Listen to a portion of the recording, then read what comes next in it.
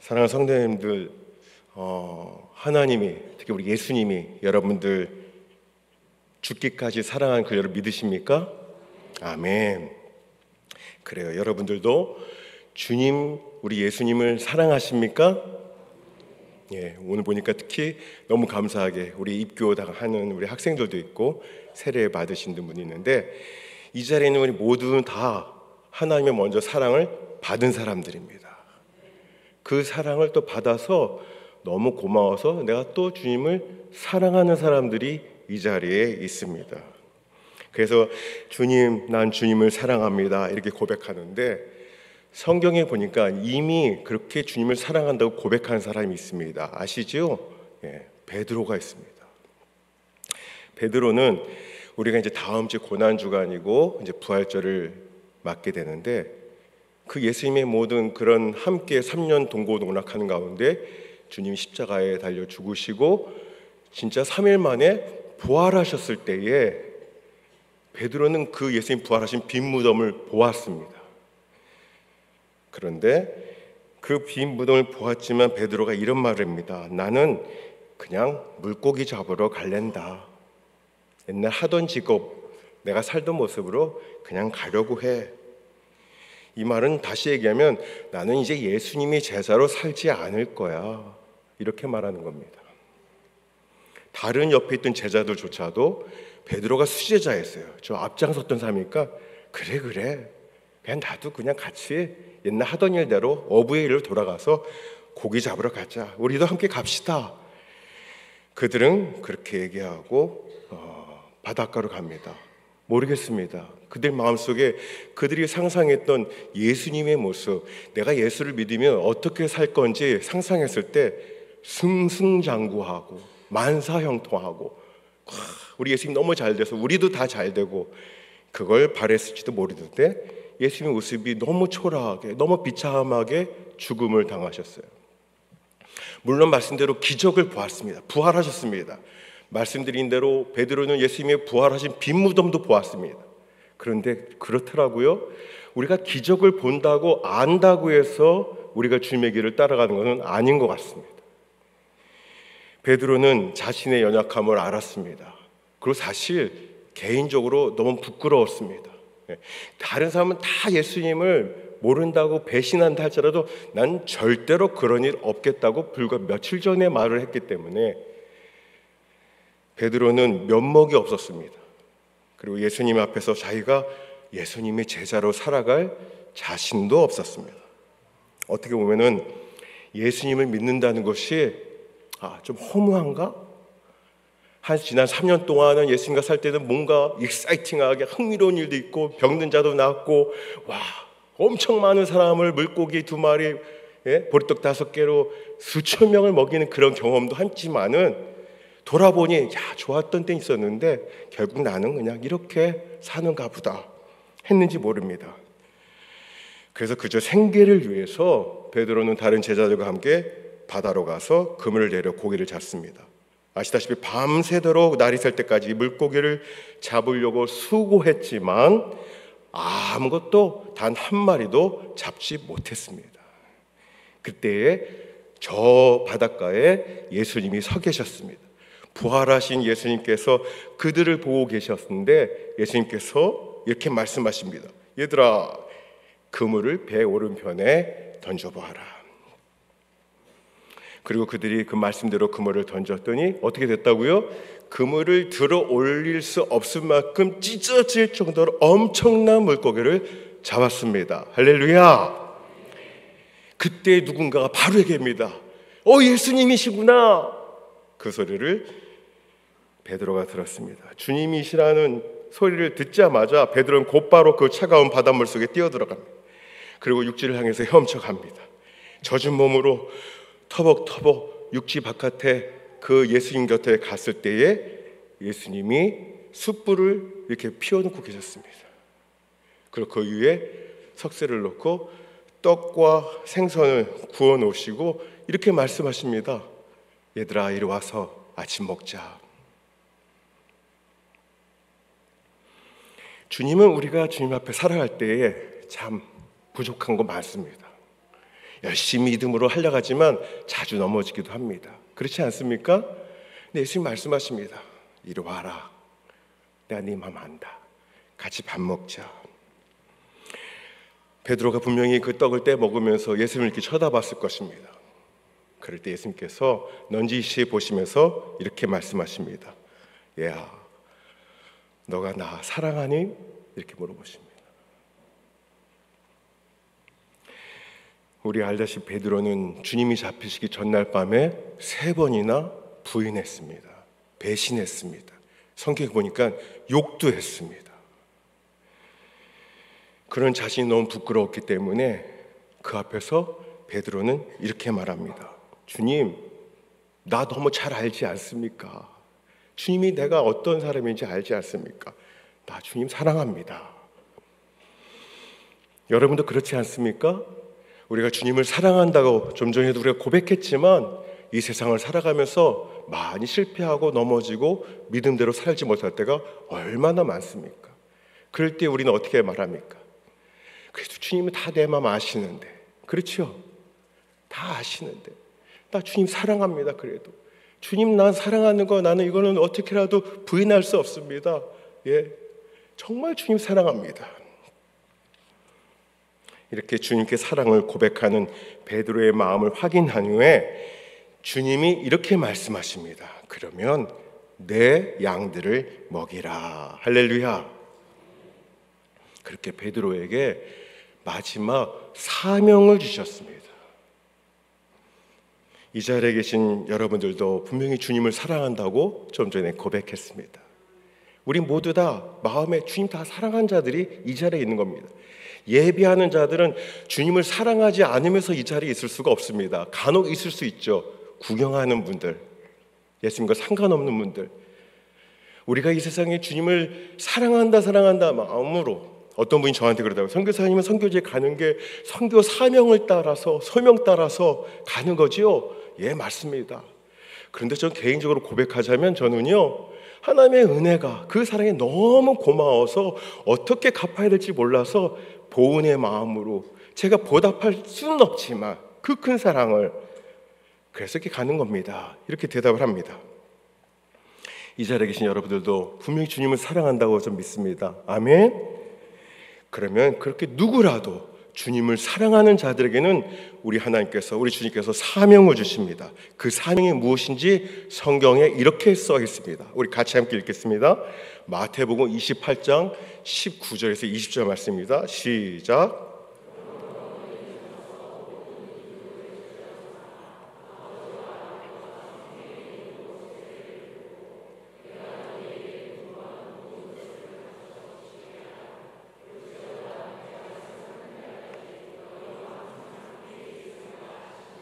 아멘. 그렇습니다. 주님이 우리에게 어떤 사명을 주셨냐면 너희 모두 다, 이 앞에 있는 저만이 아니라 이 자리에 있는 모두 다, 이 어린 친구들까지도 너희도 이 세상에 나가서 모든 사람들을 다 제자 삼아라. 세례를 주어라. 그리고 그들에게 말씀으로 가르쳐서 지키게 하라. 우리에게 주신 사명입니다. 여러분 믿으십니까? 혹시라도 우리가 세상 살아가면서 너무 세상에 어수선해서 살기 바빠서 잊고 있지는 않습니까? 무엇을? 내가 왜 사는지, 내가 왜 살아가고 있는지, 왜 하나님께서 나에게 오늘 하루 생명을 허락하셨는지 혹시 잊지는 않으셨습니까? 이 땅에 살아가고 있는 저와 여러분들, 우린 누구입니까? 우리는 세상 사람들이 이렇게 얘기합니다. 그리스도인, 그리스도의 사람이라는 것입니다. 하나님의 사람이라는 것입니다. 아멘. 하나님의 자녀들은 누구냐면 우리는 이미 이전에 영벌받아서 지옥에 빠질 사람들입니다. 여러분 믿든지 안 믿든지 이거는 진리입니다. 죽어봐야 안다고요? 그땐 이미 늦은 사람. 이미 우리가 말씀을 믿고 받아들이고 순종한 사람들이, 또 이렇게 세례받는 분들이, 이렇게 이 모든 성도님들, 이 자리에 있는 분들은 이 말씀을 믿음으로 받았기 때문에 내가 그 하나님이 주신 영생, 영원한 그 생명을 받은 하나님의 자녀였다는 걸 고백하는 자들이 이 자리에 있는 것입니다. 아멘. 주님이 나 대신 그 죄를 짊어지시고 십자가에서 모진 조롱, 핍박, 그 억울함, 수모, 고통 다 당하시고 그 십자가에 달려 죽으셨습니다. 그렇게 해서 저와 여러분들을 구원하신 것입니다. 값 없이 주셨다고 우리가 보통 얘기하는데 값 없이가 아닙니다. 엄청난 값을 치르신 것입니다. 그렇게 하고 저희와 여러분들이 하나님의 자녀로서 이 자리에 있는 것입니다. 믿으시면 크게 아멘 하시기 바랍니다. 아멘. 그래서 그 은혜를 아는 사람들은 이런 찬양을 부릅니다. 너무 잘 아는 찬양 305장 제가 한 소절만 잠깐 부를게요. 나 같은 죄인 살리신 주 은혜 놀라워 잃었던 생명 찾았고 광명을 얻었네. 아멘. 큰 죄악에서 건지신 주님의 그 은혜가 너무 고마워. 나 처음 믿은 그 시간 귀하고 너무 귀하다. 이제껏 내가 산 것도 주님의 은혜라. 또 나를 장차 저 본향에 인도해 주시리라 믿는다. 거기서 우리는 이 땅의 삶이 다가 아니라 거기서 우리 영원히 주님의 은혜로 해처럼 밝게 살면서 주 찬양하리라. 할렐루야. 이런 소망이 있기 때문에 비록 이 땅에서 고통스러워도 어려워도 살 맛이 안 난다 싶어도 이 은혜 때문에 우리가 살아가는 것입니다. 아멘. 때로는 베드로처럼 우리가 주님을 한 번, 두 번, 세 번 어떤 진짜 밥 먹듯이 주님을 배신하고 우리가 잘못하고 죄를 짓는다 할지라도 주님은 결코 우리를 버리지 않으십니다. 우리를 너 정말 괘씸하구나 그러지 않으십니다. 하나님 우리를 용서하시고 우리를 고아와 같이 버려두지 않는다고 성경에서 약속하셨습니다. 아멘. 그리고 이렇게 물으십니다. 내가 너희들을 이렇게 사랑하는 것처럼 너희도 나를 사랑하느냐? 주님 아시지요? 사랑합니다. 여러분 이렇게 대답하시기 바랍니다. 아멘. 내가 주님을 정말로 사랑합니다. 이렇게 믿음으로 고백하는 성도들은 목사님만, 선교사님만, 어느 장로님만 그건 아닙니다. 우리 어린 친구들부터 누구라도 다 우리 이런 고백을 매일같이 해야 되는 것입니다. 아침 눈을 뜨면서부터 항상 자주 고백해야 되는 겁니다. 비록 어린아이라 할지라도 유치부의 영화부의 어린아이 나이가 많아서 눈도 어두워지고 귀도 잘 들리지 않는 나이 많은 아까 우리 권사님을 만나는데 선교사님 나 벌써 90이야 나이가 90 손을 꼭 잡아주는데 너무 감격스러웠어요. 주님의 교회에서 어릴 때부터 요람에서 무덤까지라는 표현이 있잖아요. 우리가 교회 안에서 이곳에서 하나님의 말씀을 배우고 하나님께 예배하고 지난주에 우리 이근성 장로님 장례를 우리 치렀는데 참 저도 어릴 때 주일학교 때 선생님이셨거든요. 네. 늘 주님의 전에서 자라다가 주님 부르실 그날에 우리는 가면 됩니다. 아멘. 우리의 삶의 여정은 그게 다예요. 우리가 이렇게 살아가면서 우리 주신 사명 따라서 살아가는데 바울 사도가 이렇게 합니다. 그도 너무너무 그 은혜가 고마워서 복음을 전하는 전도자의 삶을 살려고 합니다. 그 선교 여정 가운데 바울은 알았습니다. 자신 앞에 지금 어떤 어려움이 있는지 이미 지나온 삶을 봐도 그렇고 지나온 선교의 삶을 봐도 어떤 고난과 고통과 환난이 있을지 알았기 때문에 심지어 죽음이 기다리고 있다는 것도 그는 알았습니다. 바울 사도는 그런데 오늘 말씀에서 이렇게 말합니다. 오늘 같이 함께 읽었던 사도행전 20장 24절 말씀에 바울 선생님 말씀이 이렇게 얘기합니다. 함께 읽겠습니다. 나의 달려갈 길과 주 예수께 받은 사명 곧 하나님의 은혜의 복음 증거하는 일을 마치려 하면은 나의 생명을 조금도 귀한 것으로 여기지 아니하노라. 아멘. 우리 주 예수님도 십자가의 모진 고통을 그 고통의 잔을 피하지 않으셨듯이 바울 사도도 그랬습니다. 우리도 그래야 되는 것입니다. 주님이 그렇게 사셨기 때문에. 아멘. 예. 구원받은 이후에 진짜 우리의 삶의 길을 우리가 발견했다면, 이제부터 내가 사는 목적이, 삶의 방향이 무엇인지 우리는 알고 그렇게 살아야 되는 것입니다. 심지어 내 생명조차도 아깝지 않을 만큼, 아깝지 않다는 것은, 이 세상 사람들은, 제가 일부러 누군가에도 얼마 전에 만났어요. 물어봤어요. 행복이 뭐라고 생각합니까? 삶의 목적이 뭐예요? 근데 너무 당연한 대답을 한 거였어요. 직장 잘 다녀서 돈 벌고서 좀 기회가 되면 나중에 어디 외진 곳에, 시골에 가서 이렇게 집을 하나 얻어서 행복하게 사는 겁니다. 너무 이쁘죠? 네. 잘못된 거 아닙니다. 그럴 수 있어요. 하지만 우리는 거기다가 좀 다른 얘기를 해야 되잖아요. 그게 다가 아니라는 거예요. 우리는 아까도 말씀드렸지만 우리는 천국이라는 곳이 있습니다. 이 땅의 삶이 다가 아니라는 거예요. 아멘? 그렇기 때문에 이 땅에 우리의 목적이 있는 것이 아닙니다. 우리의 삶의 이유가 다른 것입니다.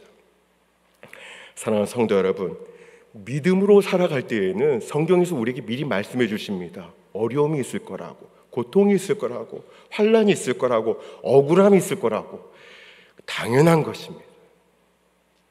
여러분의 인생길에 그런 고난, 환난들이 기다리고 있을지 모릅니다. 어쩌면 죽음이 기다리고 있을지도 모릅니다. 그런 여러분들에게 주님이 말씀하십니다. 야, 걱정하지 마, 염려하지 마라. 그리고 항상 너 자신을 부인하고 너 집 십자가를 지고 나를 쫓아라, 나를 따라. 내가 너와 함께 할 것이다. 아멘. 우리가 잘 아는 바울 사도는 그렇게 하나님을 잘 섬긴다는 복음을, 선교사의 삶을 살았습니다. 그런데 역시 바울 사도도 하나님을 섬긴다는 사람들, 유대인들의 시기로 인해서 체포됐어요. 고소로 인해 체포돼서 감옥에 갔습니다. 로마의 감옥에 들어가서 억울하게 옥중 생활을 했습니다. 하루 이틀이 아닙니다. 1년, 2년 넘게 살았습니다. 감옥에 가보신 분들 있으십니까? 예? 저는 오랜 시간은 아니지만 멕시코에서 아시겠지만 그런 여러 가지 강도들과 그런 강도랑 싸웠는데 저도 구치소에 들어갔잖아요. 그리고 감옥에도 있다가 재판받고 나왔잖아요. 무죄 판결됐지만. 예? 있을 곳이 아니에요. 정말 억울하죠. 아니, 강도하고 싸우다가 했는데 감옥에 들어간다는 게 말이 됩니까? 예? 근데 법이 그렇다는 거예요. 재판하는데 재판 제목이 살인 미수죄라는 거예요. 예? 바울은 복음을 전하다가 감옥에 들어갔습니다.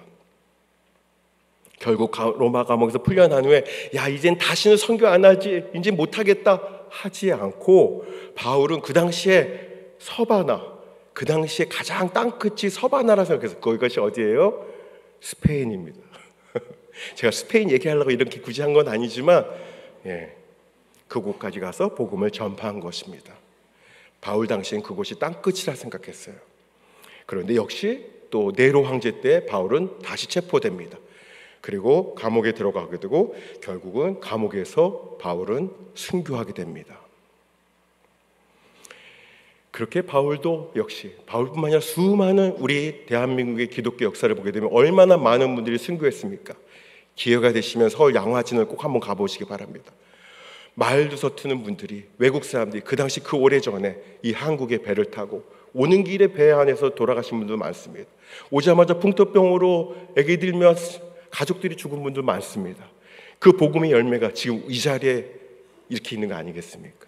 우리는 잊으면 안 됩니다. 그렇게 주님을 위해서 복음을 따라 살다가 가는 것입니다. 그래서 바울 사도가 죽기 직전에 그 감옥에서 성도들에게 편지를 썼습니다. 그리고 그 편지의 말미에 이렇게 썼습니다. 우리 같이 함께 읽겠습니다. 디모데후서 4장 7절에서 8절 말씀입니다. 여러분이 같은 바울의 심정으로 고백했으면 좋겠습니다. 마지막 그 순교하기 전에 썼던 말씀, 시작. 나는 선한 싸움을 싸우고 나의 달려갈 길을 마치고 믿음을 지켰으니 이제 후로는 나를 위하여 의의 멸관이 예비되었으므로 주 곧 의로우신 재판장이 그날에 내게 주실 것이며 내게만 아니라 주의 나타나심을 사모하는 모든 자에게노니라. 아멘. 아멘. 예수님도 이 땅에 오신 이유가 전도하러 오신 것입니다.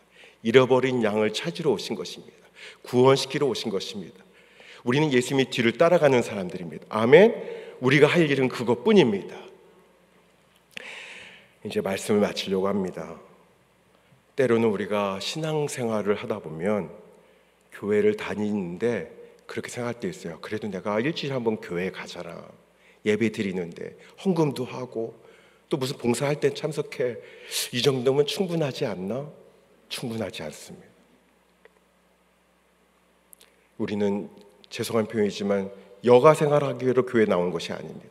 그런 분이 간혹 있을 수 있습니다. 왜냐하면 아직 하나님의 사랑을 맛보지 못했기 때문에, 하나님의 은혜가 뭔지 모르기 때문에 그런 거예요. 그건 당연한 겁니다. 모르시니까. 하지만 하나님이 누구신지 그 은혜와 사랑을 경험하고 맛본 사람이라면 내 삶의 목표가, 이유가 달라지는 것입니다. 아멘. 그래서 우리는 예수 증인으로 살아가는 것입니다. 내 가정에, 내 남편, 내 부모, 형제, 자녀, 아직도 예수 모르는 자들, 아직도 교회 안 가고 있는 사람들, 어쩔 수 없어가 아니라 기도하셔야 됩니다. 전도하셔야 됩니다. 복음을 전해야 됩니다. 전에도 말씀드렸죠.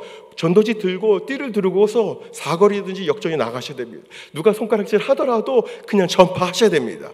아멘. 우리 교회 표가 뭡니까? 지옥과 열방을 향해 복음의 빛을 비치는 교회. 할렐루야. 아멘. 선교적 삶을 살아내는 성도, 우린 그렇게 살아야 되는 것입니다. 얼마나 멋진 표고, 예수의 증인으로 살아가는 저와 여러분 되시길 바랍니다. 전에도 한번 제가 말씀드렸지만 제가 가는 스페인은 스페인 우리나라 땅의 5배 정도 큰 땅이고 인구는 저희 나라 인구와 비슷해요. 한 4,900만 정도 되는데, 중요한 것은 우리는 그 스페인 텔레비전도 좀 자주 나오는데 아주 괜찮더라 그렇습니다. 보기에 아름다워 보이는 나라가기도 하는데, 하나 제가 말씀을 드릴게요. 스페인 전체 도시의 90%가 넘는 도시에는 여러분 예배드린 이런 예배당, 개신교 예배당에 단 하나도 없습니다. 단 하나도. 여러분이 여행 가는 마드리드나 바르셀로나 이런 데는 몇 개가 있을 수 있습니다. 아니면 조금 큰 교회, 큰 도시에 몇 개 교회가 있을 수 있어요. 하지만 대다수의 90% 이상에는 개신교 교회가 없습니다. 전에 말씀드렸죠. 그 사람들한테 이글레시아 교회가 있습니까? 가는 동네마다 물어보니까 다 있대요. 어디요? 하고 찾아가 보니까 다 텅텅 비어있는 성당이 있어요. 그들은 교회가 성당이라 생각합니다. 카톨릭 분이기 때문에. 심지어는 인구가 4,900만 가운데 복음화가 된 퍼센테이지가 여호와의 증인, 몰몬교, 각종 이단을 다 포함해서 0.4%에서 0.5%예요. 쉽게 얘기하면 한 1,000명이 이렇게 사람이 있는데 그 가운데 3-4명만 예수를 믿는다고 말하는 사람이, 진짜 믿는지 안 믿는지 모르지만. 지금 세속화, 또 알다시피 제가 가는 곳은 이슬람, 북아프리카에서 많은 사람들이 올라옵니다. 난민들도 많고. 그래서 이슬람이 점점 늘어나고 있어요. 급속도로 늘어나고 있어요. 복음이 당연히 심겨져야 됩니다. 그 잃어버린 영혼들 누군가 가야 됩니다. 많은 사람들이 지금 옵니다. 심지어 뉴스에 그런 얘기를 봤어요. 저도요. 스페인 관광청에서 제발 오지 마세요. 너무 관광객이 많아요. 그렇더라고요. 한국 사람들도 많이 갑니다. 그런데 그곳에 갈 때 복음을 들고 가는 사람은 없습니다. 여행 가지 말라는 뜻이 아닙니다. 여행은 많이들 가지만 복음을 전하러 가는 사람은 없습니다. 말씀드렸죠. 저희 교단에 속해 있는 우리 교단 선교사님이 나이 60 넘으신 싱글 여자 선교사님 단 한 분 계십니다. 그곳에. 저희 있는 도시도 아니고. 지금도 부모님이 연로하셔서 한국에 들어와 계시는데 그렇게 선교사님이 몇 안 계시다는 거죠. 이제 진짜 말씀을 마쳐야 되겠습니다. 이번 주 금요일 날 저와 제 아내는 떠납니다. 제 아내 저희 가는데 기도 제목 중에 하나인데 저희한테 세 남매가 있습니다. 하영이, 서영이, 사야. 어릴 때 멕시코에 가서 그곳에서 자라서 이렇게 했는데 지금 한국에 들어와서 이 아이들이 이제 한국에 남겨두고 저와 제 아내만 떠납니다. 좀 전에 목사님도 다시 한번 여쭤보셨는데 아이들 어떻게? 우리는 다 저뿐만 아니라 우리 성도님들도 하나님께 맡기는 겁니다. 그렇죠? 예. 하나님이 지켜주셔야 돼요. 하나님 지켜주실 줄 믿습니다. 아멘. 저희 자녀들에서 기도해 주시고, 저희 그곳에 가면 선교사님 어디 뭐 가는 집이 정해져 있고 뭐 있어요? 예. 팩트를 말씀드리면 공항에 내려서 어디로 가야 될지 저희 배웅 나온 사람도 없습니다. 기다리는 사람도 없습니다. 그냥 개척하는 겁니다. 근데 두렵지는 않습니다. 하나님이 이미 앞서가시고 행하실 줄 믿습니다. 예. 그런데 이렇게 제가 뭔가 뭐 믿는 구석이 있어서 이렇게 말하나, 믿는 구석이 있습니다. 하나님 믿기도 하지만 우리 성도님을 믿습니다. 예. 약속해 주셔야 됩니다. 기도해 주셔야 됩니다. 예. 나 몰라라 하시면 안 됩니다. 선교지에 저희도 보내놓고서 뭐 알아서 잘 살겠지 뭐. 어떤 분이 그러더라고요. 선교사님 나도 안 가봤는데 스페인에. 오세요. 오세요. 예. 예, 오세요. 오셔서 같이 선교합시다. 예. 아멘. 분명히 오전에도 말씀드렸지만 저도 저희 교회에서 기도할 겁니다. 제가 자란 교회, 제가 10년 섬겼던 교회, 지난 18년 동안 멕시코 사역할 때 함께했던 교회, 제 사랑하는 교회입니다. 부모, 형제, 선배, 선생님, 제자, 후배 함께하는 우리 성도님들 있는 교회입니다. 제 인생에서 제에게 빼놓을 수가 없습니다. 부흥해야 됩니다. 제에게도 부흥해야 되고, 스페인에 그곳에 주님이 세운 이 신앙의 믿음의 공동체가 부흥할 줄 믿습니다. 네, 우리가 할 일은 단 하나, 기도하는 것입니다. 그리고 우리 삶 속에서 전도하길 바랍니다. 함께 기도하겠습니다. 사랑의 하나님 아버지, 은혜를 감사합니다. 하나님, 이제 모든 것들을 주님께 맡기고 하나님 저에게서 떠납니다. 아울러 성도님께 마지막 이렇게 하나님 떠나기 전에 인사할 수 있는, 하나님 말씀을 나눌 수 있는 기회 주심을 감사드립니다. 하나님, 모든 것들이 하나님 계획 가운데, 예비하신 가운데 있는 줄 믿습니다. 그 무엇보다도 잃어버린 한 영혼을 천하보다도 귀하게 여기시며 찾고 계신 주님의 마음을 우리가 잊지 않게 하여 주시옵소서. 하나님, 우리 모든 성도님들 기도를 더해서 그 땅 가운데 하나님의 나라를 이뤄가게 하여 주시옵소서. 놀라운 복음의 열매가 풍성하게 맺어지게 하여 주시옵소서. 고맙고 감사드리며 살아계신 우리 주 예수님의 이름으로 기도합니다.